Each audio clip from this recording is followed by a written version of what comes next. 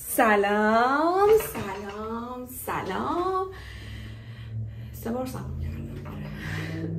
توی این ویدیو میخوام در مورد مراحل مهاجرت پزشکی به استرالیا صحبت بکنم، از ترتیب مراحل بگم و همچنین هزینه ها با توجه به تجربیاتی که خودم و همسرم توی این مسیر داشتیم. سلام، من پرستا هستم، پزشک دانشجوی PhD نوروساینس در استرالیا. من و همسرم 3 ماهه که به استرالیا مهاجرت کردیم. یکی مسیر شغلی رو رفت، یکی مسیر تحصیلی. البته من در کنار مسیر تحصیلی مسیر شغلی رو هم دارم طی می‌کنم. خب اول از همه باید شروع کنم در مورد اینکه از کجا باید شروع کنیم بگم. خب شما اگه قصد مهاجرت به استرالیا رو دارید به عنوان پزشک عمومی، یعنی اگه میخواید تو استرالیا به عنوان پزشک عمومی کار کنید، نیاز هست که اول برید یه پورتفولیو توی اپیک بسازید، دانشنامه آزاد شده‌تون رو ترجمه ناتی کنید و توی این پورتفولیو آپلود کنید. پورتفولیو اپیک یا سامان ECFMG برای احراز هویت پزشکا هست. در واقع پزشکا هست. 2 مرحله پرداخت داره. یه مرحله فکر میکنم هر دوتاش بین 100 تا 120 دلار باشن یا 150 دلار. چک میکنم براتون مینویسم. اونجا توی این سامانه هم شما مدرکتون وریفای میشه، هم احراز هویت میشید و در نهایت که کد بهتون میده و تاییدیتون رو میفرسته برای جایی که میخواید حالا مهاجرت کنید. مثلا اگه بزنید به استرالیا میخواید مهاجرت بکنید، برای AMC یا نظام پزشکی استرالیا میفرسته تاییدیتون رو، یعنی احراز هویتتون رو. البته میگم باید مدرکتون دانشنامه‌تون آزاد باشه، دانشنامه رو ترجمه ناتی کنید بعد آپلود کنید و همچنین باید فرم 12 رو توی دانشگاهتون پر کرده باشین که بتونن در مورد شما مکاتبه بکنن با دانشگاه، یعنی دانشگاه اجازه این رو داشته باشه که ایمیلی که اپیک میزنه رو تایید بکنن. یکم پروسش مزخرف و پیچیده است دیگه، همینه. خب تایید اپیکتون رو که گرفتید باید برید توی سایت AMC، اونجا هم یه پورتفولیو بسازید. در واقع خود اپیک برای AMC مشخصات شما رو میفرسته، شما دیگه میرید یه اکانت میسازین و یه هزینه 650 دلاری حدوداً باید واریز کنید به حساب AMC. اینجا دلار استرالیا باید واریز کنید، یعنی از اپیک بعد از اپیک باید دیگه فقط دلار استرالیا واریز کنید. از چه طریق واریز کنید؟ ببینید برای مبلغای کمتر از 1000 دلار سایت‌هایی مثل ایرانی کارت و تهران کردیت کارت و سایت‌های از این قبیل هستن، ولی برای مبالغ بالاتر چون کارمزدشون خیلی زیاد میشه بهتره که با صرافی‌ها انتقال بدید. خب توی AMC که پورتفولیو ساختین و پرداخت دلاری اولیش رو انجام دادید، میتونید فکر می‌کنم 2-3 روز بعدش دیگه میتونید امتحان MCQ ثبت نام کنید. امتحان MCQ پیش نیاز اول هست برای مهاجرت پزشکان که میخوان اونجا توی استرالیا به صورت پزشک عمومی کار کنن. مراحل اسپشیالیست پثوی رو نمیدونم، ولی میدونم خیلی از متخصصان هم همین مسیر رو میرن. خب امتحان MCQ رو که بوک کردین دیگه انشالله شروع میکنین میخونید. منابع امتحان MCQ در واقع منابع عضوی هستن، از RSCGP گرفته تا ETG، کتاب مورتا، کتاب دیویدسون، هندبوک پدیاتریک، L-Level برای زنان. خود بانک سوالات هم چند تا بانک سوالات داریم به اسم هندبوک MCQ، M+ و آمادکس. نگاه شما اصلا نیازی نیست این همه کتاب و مطلب رو بخونید. توی گروه های همخوانی ایرانی ها اگه عضو بشید یه 2-3 تا گروه هست، 2 تا گروه هست. یکیش پلیسمنت لتر یعنی نیاز داره، یعنی بعد امتحان رو بوک کرده باشین که واردش بشین. یکی دیگهش نیاز نداره. خب عضو این گروه ها بشین، تمام این منابع و بانک سوالات در اختیارتون قرار داده میشه و با همینا میتونید پاس کنید امتحان رو. امتحان آسونی نیست اولا، ولی سختی هم نیست که نتونید پاسش کنید. ریت پاسش تو پزشکای ایرانی بالای 90% خدا خوشبختانه. پس به این گروه ها اعتماد کنید. خب امتحان MCQ رو که بوک کردین، من میگم حدود 5-6 ماه نیاز هست که براش بخونید، وقت بذارید. 3 ماه آخر رو حتما باید فول تایم بخونید. ماه آخر که دیگه خیلی ماه حیاتیه، آخرین ریکال ها دستتون میرسه و دیگه بعد واقعا این 3 ماه من میگم باید قید همه چیو بزنین و درس بخونین. اگه میخواین کار کنین بهتره که 1 ماه آخر کارتون رو تعطیل کنید. نظر منه، تجربه شخصی منه، شاید خیلی دیگه نظرشون نباشه.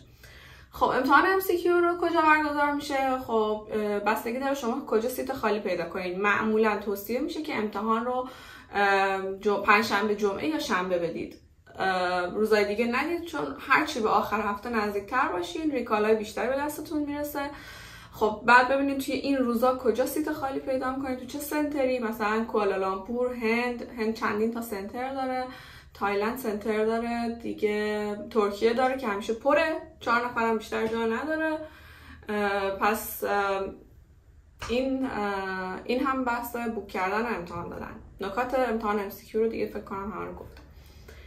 مرحله بعد یعنی وقتی شما MCQ رو پاس شدین، یه 3 هفته بعد از امتحان نتیجهش میاد. فقط هم پاس و فیل، نمره‌ای نیست، نمره منفی هم نداره.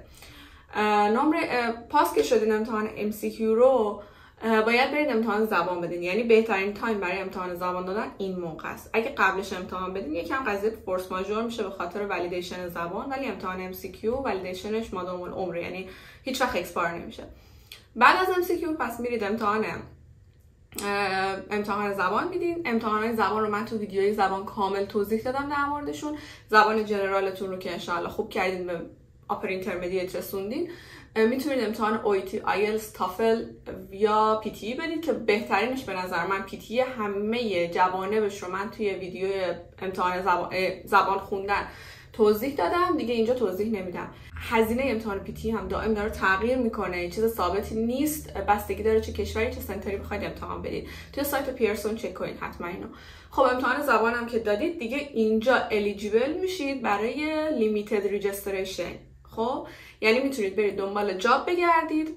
چجوری دنبال جاب بگردید؟ خیلی طولانیه. تو سایت هلس دایرکت میتونید شروع کنید که کم کم کلینیکا رو پیدا کنید و دنبال جاب بگردید.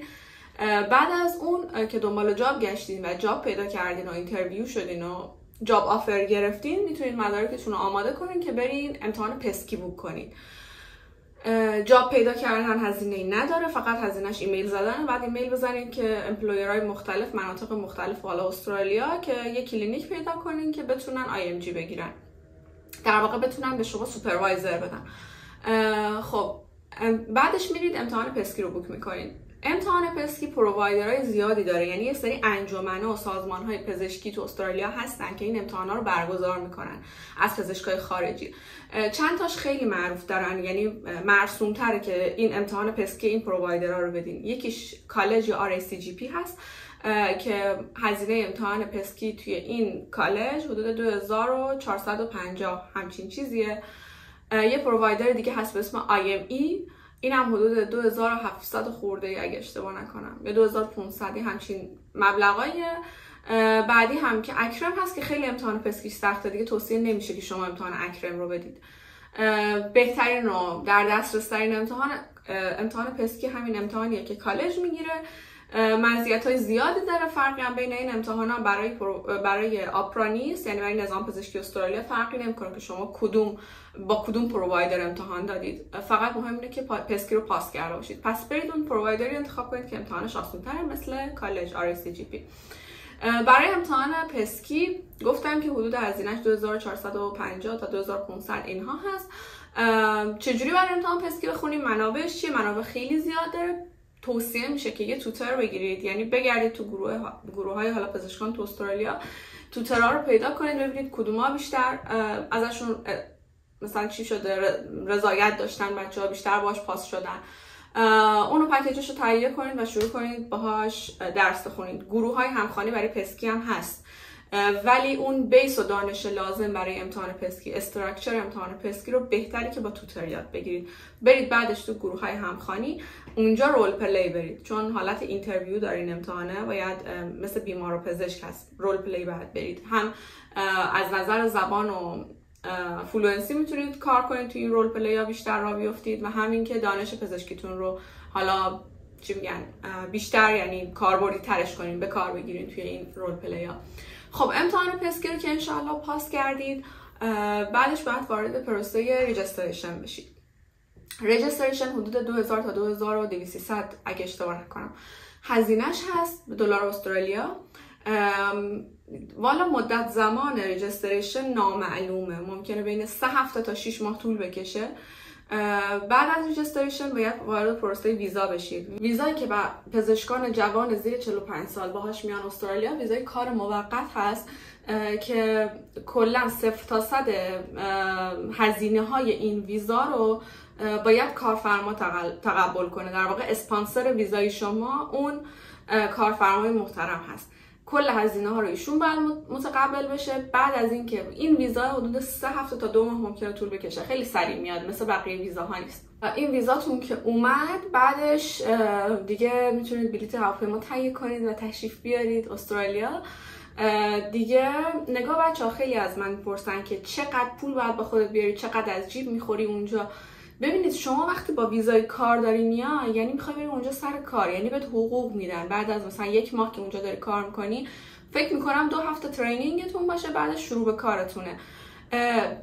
نهایتا آقا هزینه های اولیه اجاره خونه باشه و اضافه بار باشه و خرید وسایل خونه و اینها باشه که یکم هزینه برداره و اونم بستگی به سبک زندگیتون داره. مثلا خیلی‌ها نمیتونن مثلا بدون یه سری چیزا زندگی بکنن، مثلا کیفیت زندگیشون برای یه روز هم افت میکنه. خب آره شما خیلی باید پول بیشتری با خودت بیاری. خب در حد همین هزینه های 1 ماه و هزینه های اولیه مثل باند خونه، نمیدونم اجاره ماه اول خونه، دیپازیت، این چیزا رو باید با خودتون بیاری که میگم بستگی داره تو خونه چند خوابه بخوای بری، با چند تا آدم بخوای بیای، خانواده‌ات چند نفری باشن، اصلا مخارج عادی و روتینتون چقدره. دیگه این کیس بای کیس متفاوته. ممکنه یکی 5000 تومان براش کم باشه، ممکنه یکی با 2000 تومان اوکی باشه. پس نگاه فقط 1 ماهه. خوشبختانه اینا هنوز از ایران یاد نگرفتن که کارانه ها رو با 6 ماه تأخیر بدن و پولتو بخورن و مثلا این حرفا دیگه، مثلا برن پیداشون نشه و اینا. نه، اینا سر ماه دقیقاً حقوقت رو طبق چیزی که تو قرارداد قید شده به شما میدن. پس اینم از مهاجرت پزشکان به استرالیا. مراحلش رو سعی کردم به ترتیب و اولویت بندی شده بهتون بگم، هزینه ها رو سعی کردم بگم. امیدوارم اگه پروسه مهاجرت رو استارت زدید تا آخرش صبورانه تلاش کنید و جلو برید. مطمئن باشید که هر چیز با ارزشی سخت به دست میاد. هیچ چیز با ارزشی نیست که زمان بر نباشه، هیچ چیز با ارزشی نیست که نیاز به دقت و تلاش و پشتکار نداشته باشه. و این مسیر به نظر من نتیجهش ارزش این رو داره که شما از منطقه امنتون بیرون بیایید و پا توی این مسیر سخت بذارید. شاید من نمیدونم بحث سختی و آسونی بستگی به شرایط افراد متفاوته. قطعا کسی که داره همزمان کار میکنه و دغدغه اینو داره که هزینه های مهاجرت رو خودش بدون وابستگی به کس دیگه تأمین بکنه، خب خیلی مسیر ممکنه براش چالشی تر و سخت تر بشه. ولی مطمئن باشین از پسش برمیایین، گول بقیه رو نخورین، خودتون رو درگیر افکار و باورهای منفی نکنید. ممنون میشم اگه کانال من رو دوست داشتید سابسکرایب کنید، ویدیوهای دیگه کانال رو ببینید و اگه براتون مطالب کانال من مفید بود با دیگران به اشتراک بذارید. تسلیم نشید و روز خوبی داشته باشید. خدا نگهدار.